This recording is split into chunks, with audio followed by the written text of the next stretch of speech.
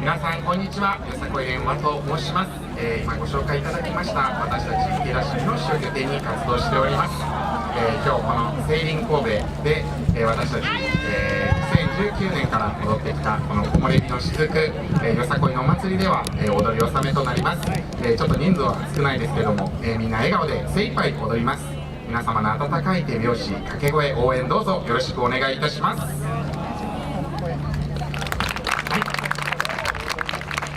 それでは踊らせていただきます。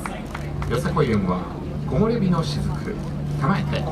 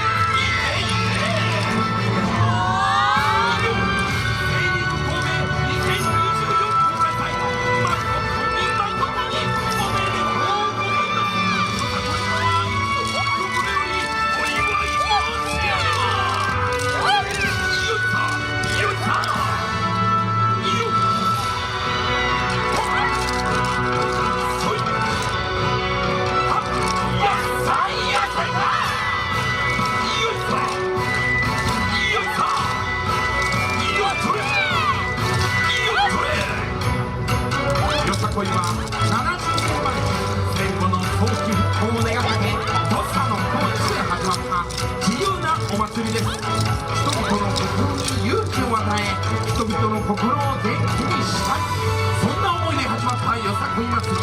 今日その思いを一つによさこい連和が舞い踊ります。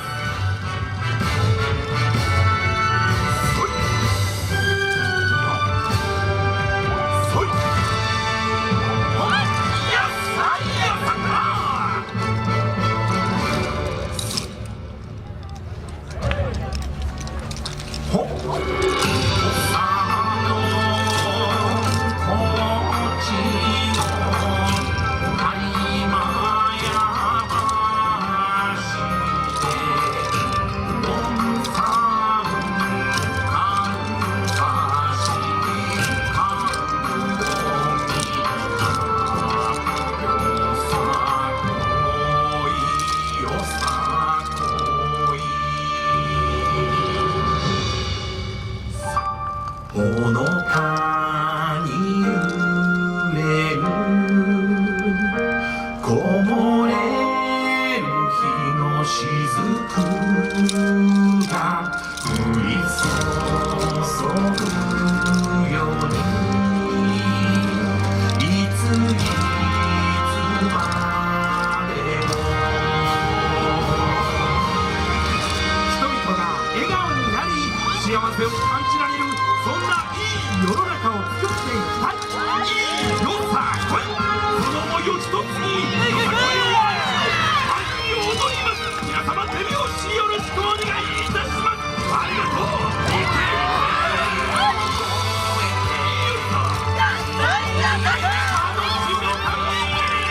いけいけ